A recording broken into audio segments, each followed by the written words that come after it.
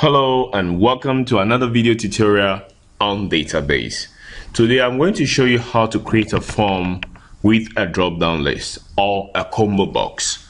Right, so first of all you have to select a table which you want to use in creating the form. So here the table I want to use to create the form is highlighted. I go to create. Once I go to create, I hit on this first form section here and the form appears right there.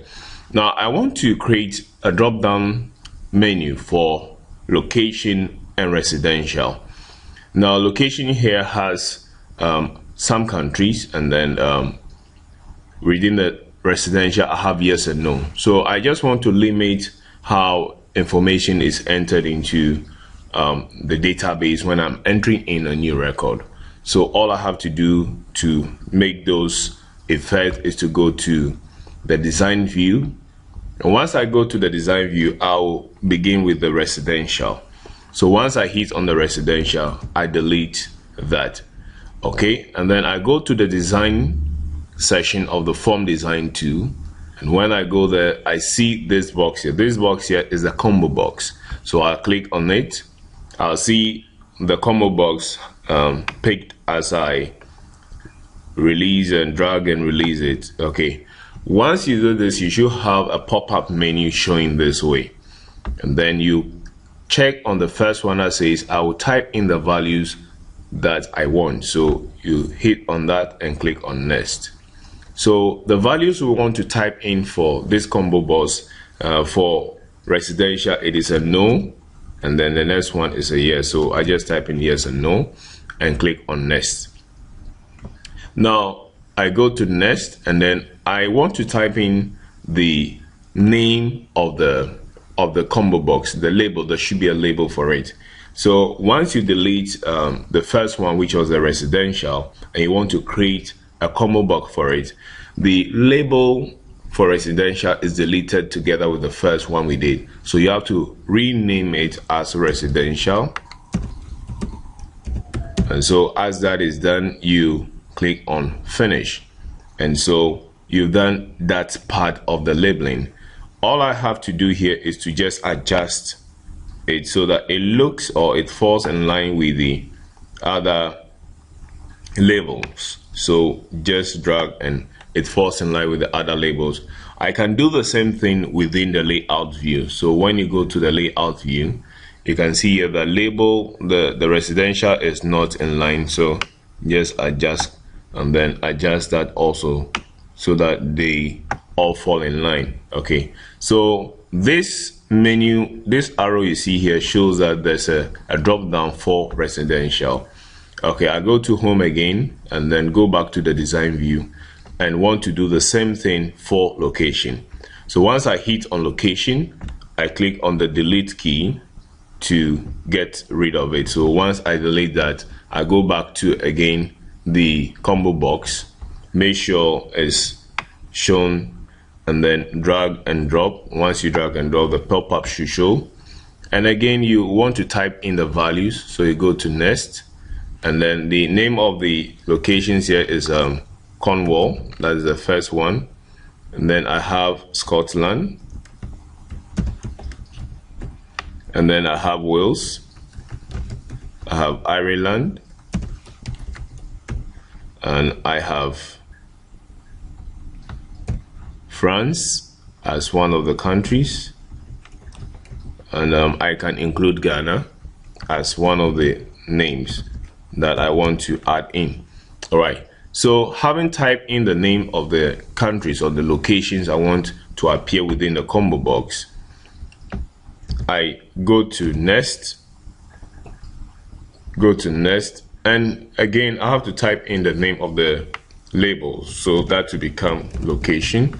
So once I type in location, it is done, and I click on finish. So once again I have to come to this bit, readjust the label so that it falls in line with the remaining label.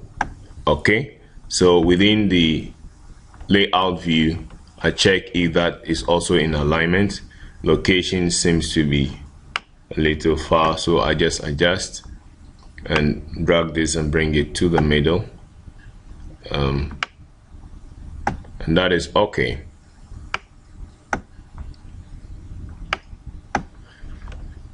I just need this part here, so I make sure the other one is not selected as I make the adjustment. Alright, so once this adjustment is made, I can change the, make it centered, change the font size, but we are not interested in this part. Okay, so to do this, all you have to do is to go back to the form view if you want to see what we have really done. So when you go to location, you have the drop down list of the countries I have. So if I type in Ghana, it should appear in there. If I type in Scotland, it should show, and Wales should show, and then here I have Ireland,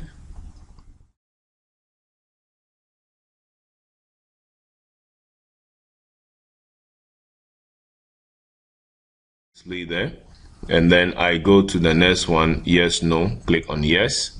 All right, so let's assume this is the record you've entered, or you want to change this part of the record and type in as 8 is a new record, and let's say the duration is 10.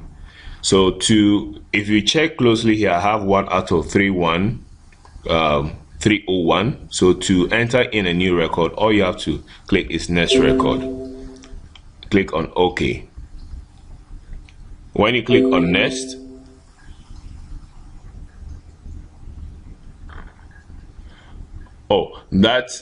excuse me, that record is already in, so I have to change it and make it 009. I'm sure that is not in, and click on next. Good. So once you click on next, it adds to the old information you have there, and then we click on save, and then we change the name of it to form. So, and we click on form 2 since I already have a form there, and click on OK. All right, so once that is done, you can go to the table. You go to the table to cross check if that information you entered is right there. So you can find in here that the information has been entered here, which is 009, and then you can see it's a bit longer than this one, and the duration is 10. All right, so that is how to enter in records using a form. All right. Right, now the next thing I want to show you here quickly is when you're asked to show information on how you created the Congo box or the drop down list, all you have to do is to go back to the design view from the form. So going back to the design view from the form, you click on the field which you use in creating the you have the combo box. So once you click on the combo box, you click on property sheets. So clicking on property sheet here, you can see the name of the locations I've entered in here. So you take a screenshot of this session to show that you have completed that part of the work. So take a screenshot of this part here, and that is how to show evidence that you created a drop down list using Access. All right, so on this note, I'll encourage you to keep practicing. Until we meet again next time, take care. Bye bye.